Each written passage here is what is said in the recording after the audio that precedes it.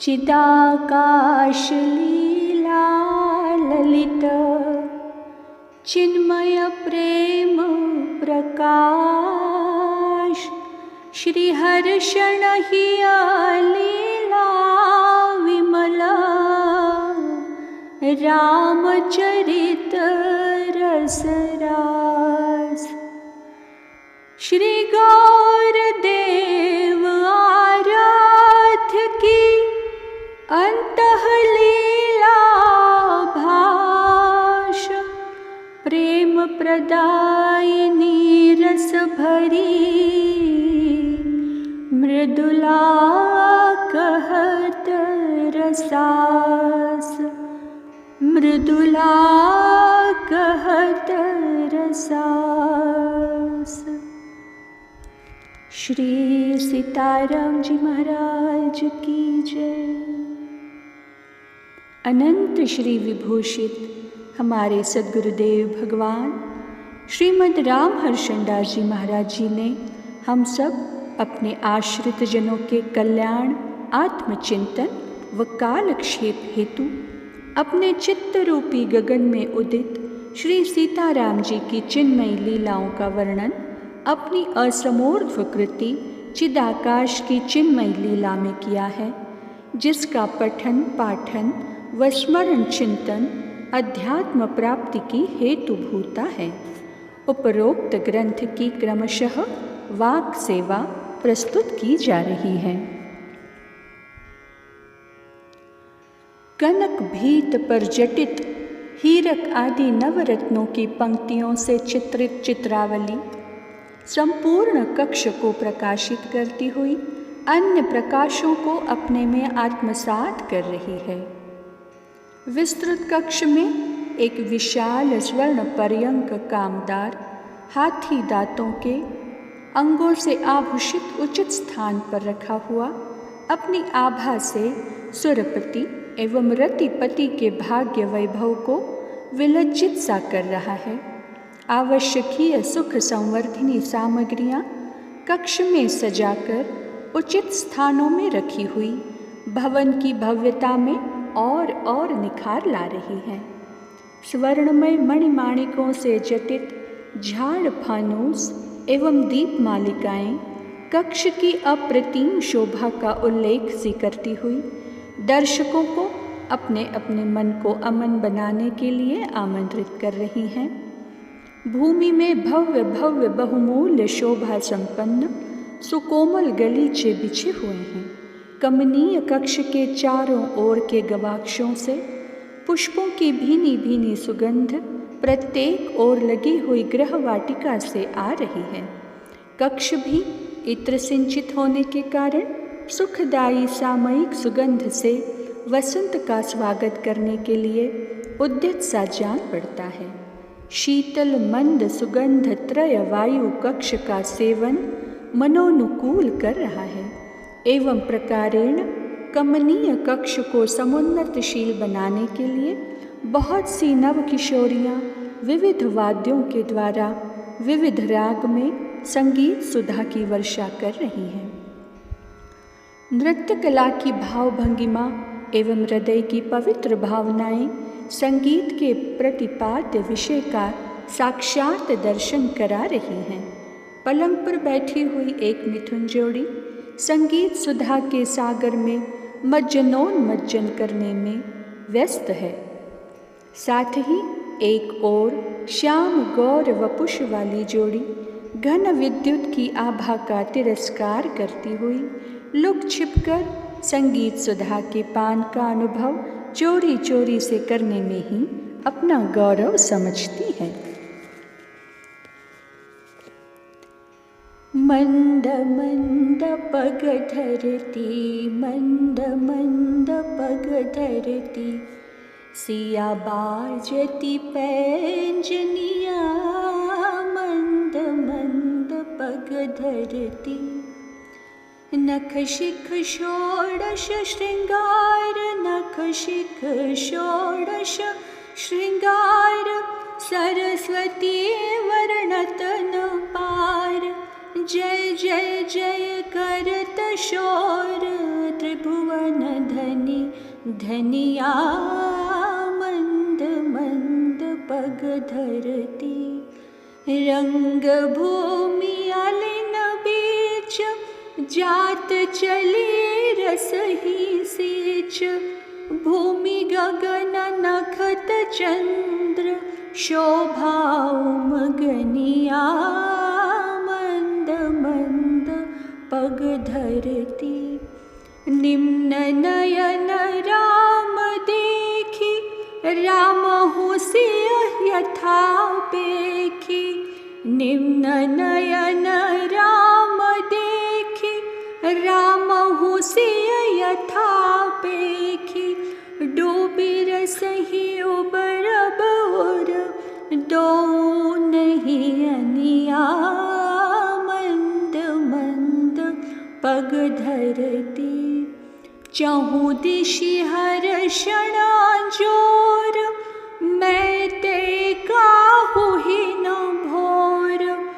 गुण गण गावही अली सब, सीता सुख सनिया मंद मंद पग धरती। सिया बाजती पैंजनिया मंद मंद पग धरती। संगीत से प्रभावित पर्यंकासीन दंपत्ति के विशुद्ध अंतःकरण पद के अर्थ में विलीन हो गए। तदनुसार उन धन्यातिधन्य रास कथा के रसिकों के चिदाकाश में उक्त संगीत का दृश्य चमकने लगा। अतीत काल की लीला का उदय वर्तमान में हो गया, अतः वे दोनों चिद प्रदेश की चिन्मय लीला में लीन हो गए।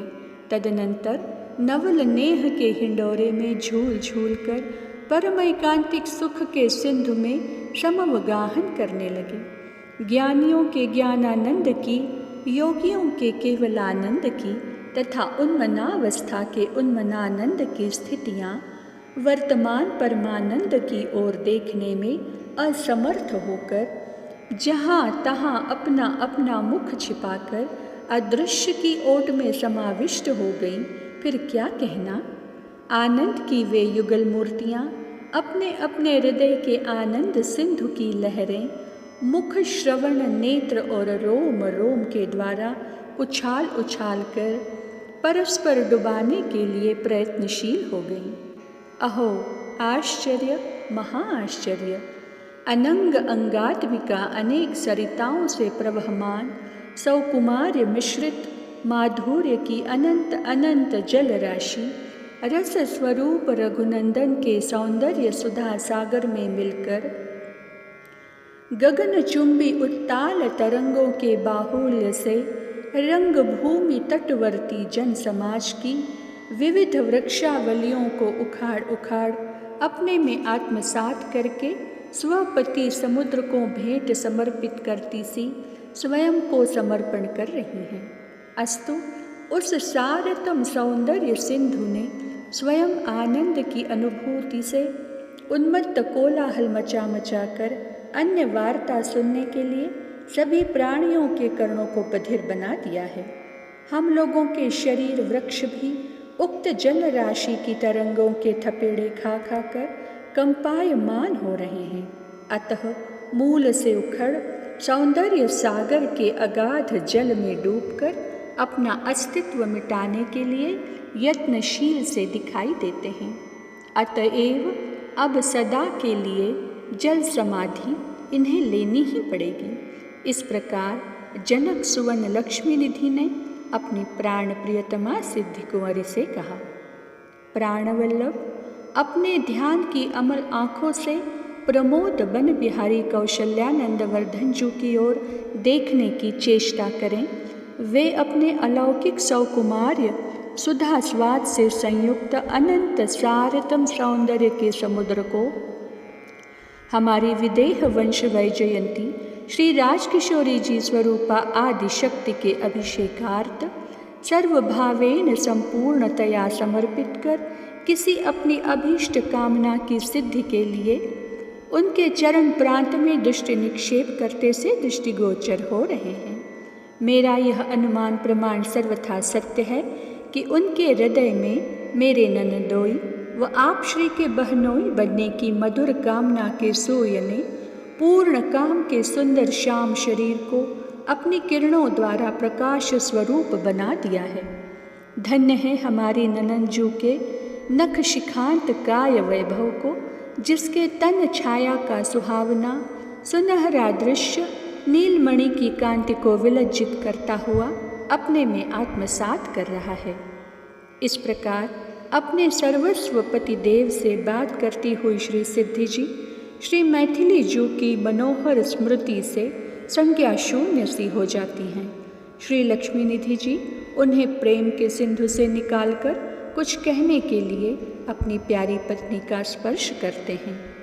प्रियतमे, सभा के समस्त नर नारियों की आँखों से निष्क्रमण कर पिताश्री के परम पूज्य पूर्वज श्री निमि महाराज ने सबको निर्निमेष बना दिया है।